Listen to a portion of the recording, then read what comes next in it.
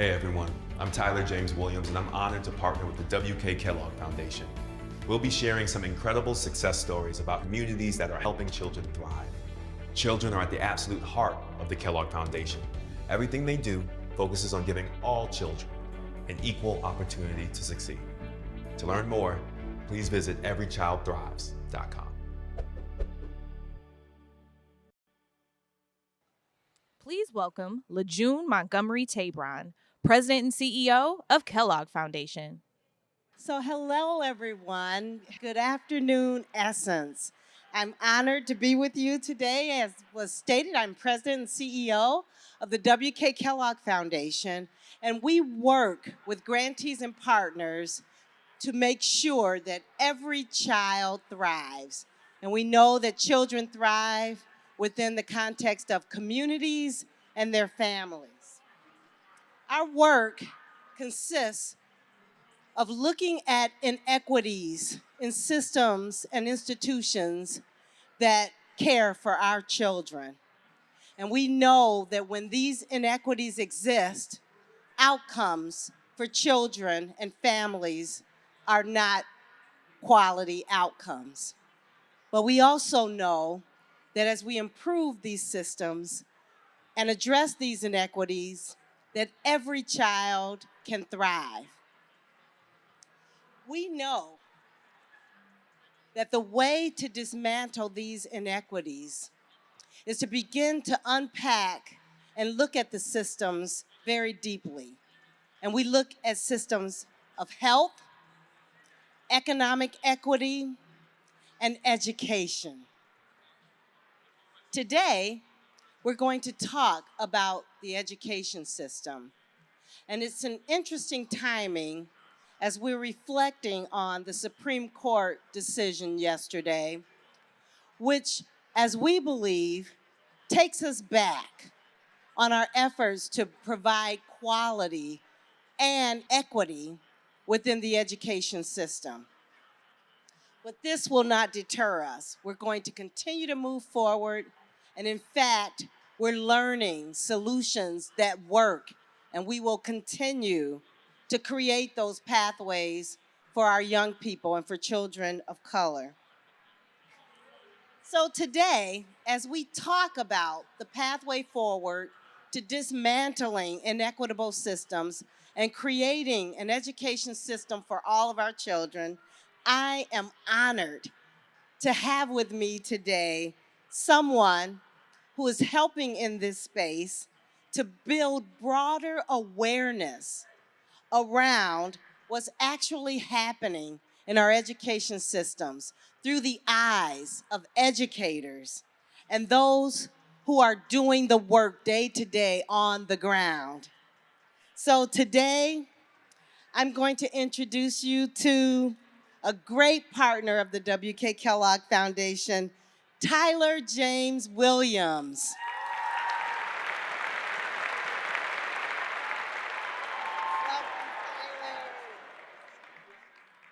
We know that Tyler, through his portrayal of Gregory on Abbott Elementary, that he gives us a picture of what our education system looks like today for children. And they show us the challenges, and they also show us the creativity of our teachers and the providers within this system who do all they can to improve the lives and outcomes for our children. So Tyler and I are going to talk about our personal experiences with the education system, our professional experiences, and what's happening day to day as Tyler encounters these systems and portrays them on Abbott Elementary. So I'm going to start out with just a question to anchor us. And Tyler, I just want to ask you, when you think about your early educational experience, what made an impression on you as it relates to early care in your life, and how did that form your understanding and your encounter with the education system? I feel like for me, the beginning of my educational journey started at home. My mother was a really big advocate for us, me and my brothers and I, and she became a very active part of advocating for us in our school system. To the point where at one point, as we transitioned into working in the industry, she made the choice to homeschool us and become the first line of defense when it came to making sure that we were properly educated and advocating for our ability to maintain our education, even in the midst of an industry that didn't necessarily prioritize it. So for me, a lot of it did start at home. That's wonderful. Now, I heard that you are the ninth out of 10 children. That's correct. God bless your mother. Yes. How did that affect your ability to relate to the education industry, and how do you think that that upbringing affects how you see kids today? Absolutely, yes. I say I was homeschooled as well. But there was no formal homeschool curriculum then. It was my sister, who was 5 years older than I was, who would go to school every day and come home and teach me everything she learned. So I had a very quality early childhood education. And that same sister today is a teacher and is actually a preschool teacher and prepares thousands of children to enter the K-12 system in very productive and prepared ways. So let's go to Abbott Elementary. And as you can see here, we all love this show, and we praise the writing and the narrative that comes through when we watch this show. And it's just a wonderful reflection of teachers, people of color, educators, the LGBTQ community. And Tyler, let's talk a little bit about the episodes and the moments that have resonated with you the most as you think about the depiction of the education system through Abbott Elementary. Did anything surprise you about the current state of education, or anything that reminded you about your own experience? I think I was definitely shocked by how little resources the teachers in the educational system have, and how difficult it was for them to obtain support. It was one of the things that came up in our pilot episode, which, whenever you do a pilot, it establishes the arc of the series. And I very quickly began to realize that this was going to be a recurring theme that would come up for our show. And as it did, I heard feedback from people who watched the show that that was a recurring theme in teachers' actual lives. So that was incredibly shocking to me, and it was one of the reasons why I felt it so important to not just entertain people and to have a way to make light of this and start the conversation, but then hopefully continue the conversation and affect change, because it should not be that difficult to educate the next generation.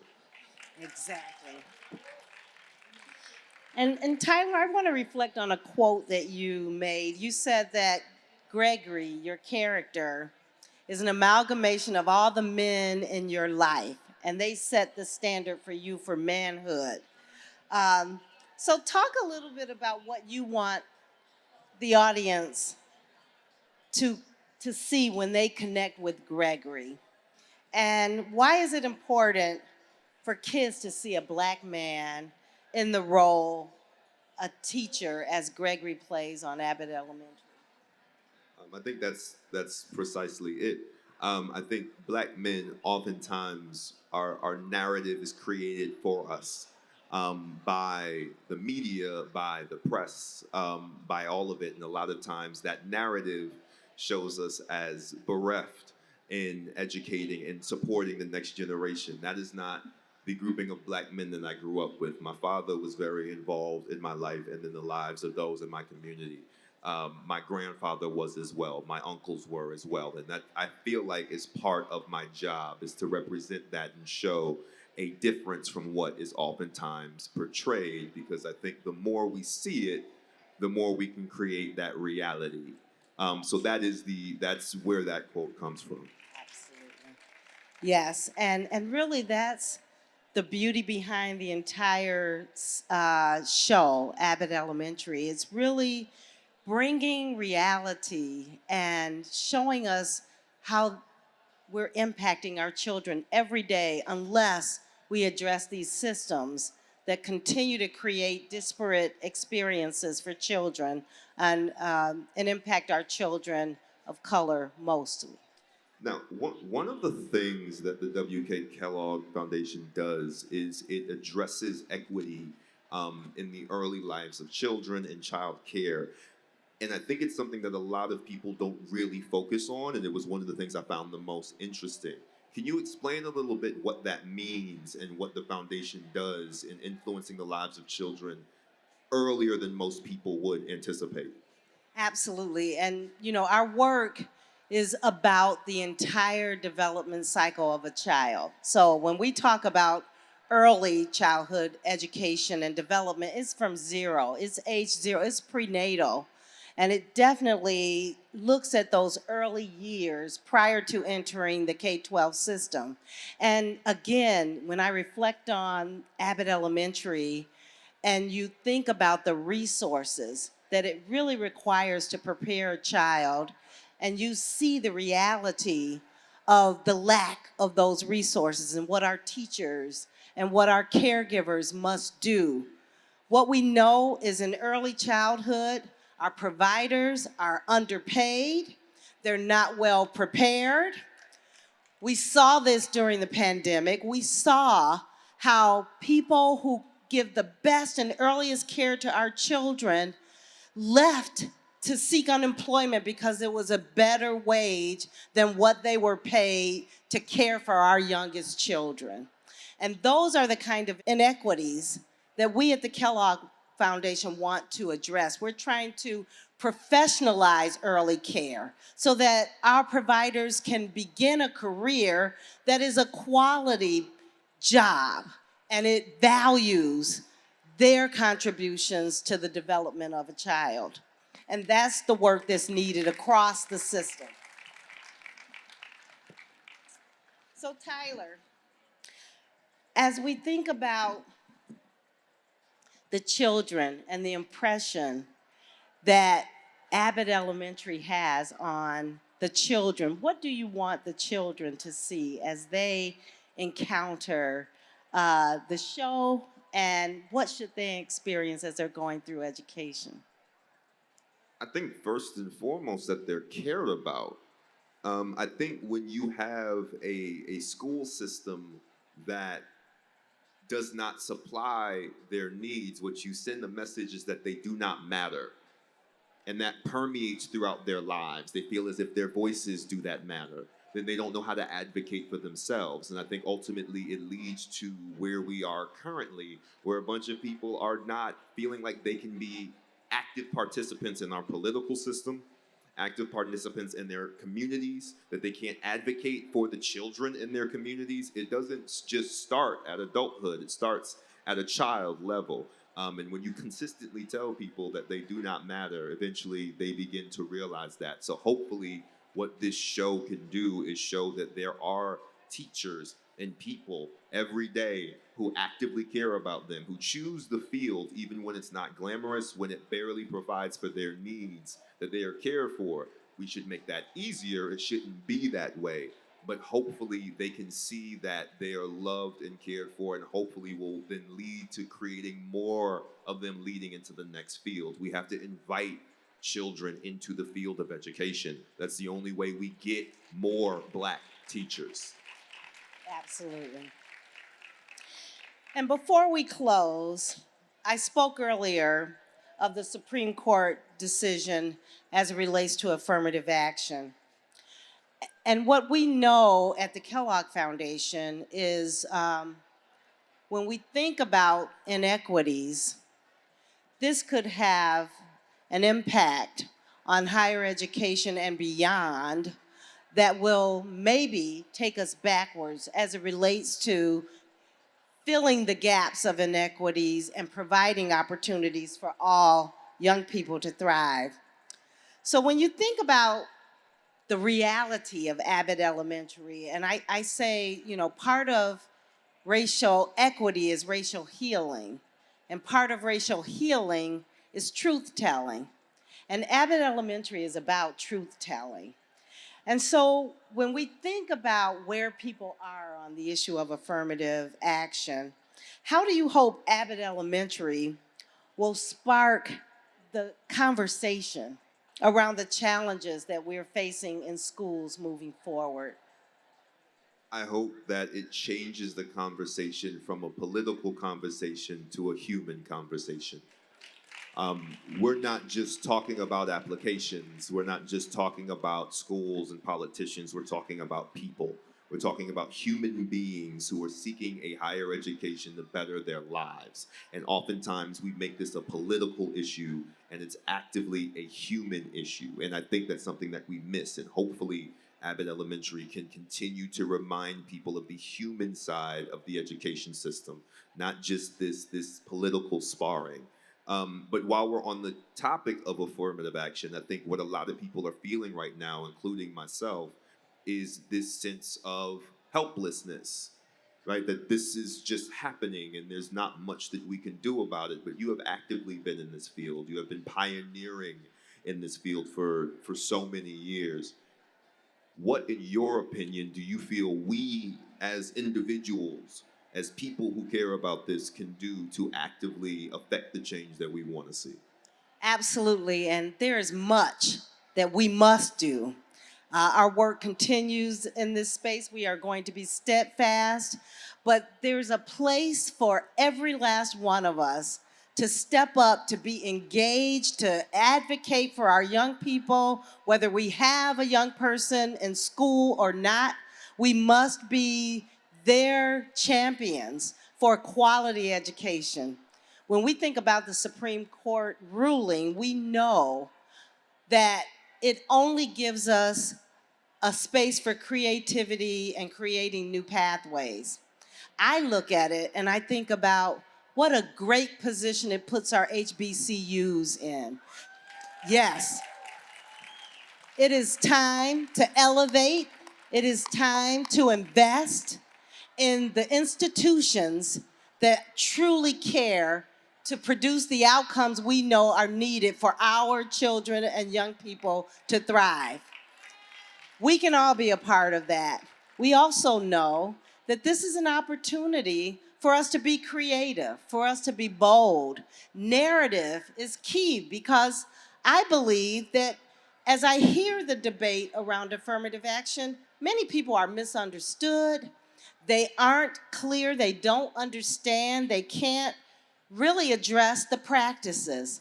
But this is a moment for us to be very clear and to have narrative and for all of us to understand what that practice is about, how we can build equity into it, how we are not advantaging people of color. We are actually correcting long disparities of disadvantage. And as people understand that, I think there can be a great place in a conversation to advance the practices that truly create equity within our education system. I think a lot of times people in the argument about affirmative action see it as an unfair leg up. Exactly. That's something that gets lost in the conversation a lot.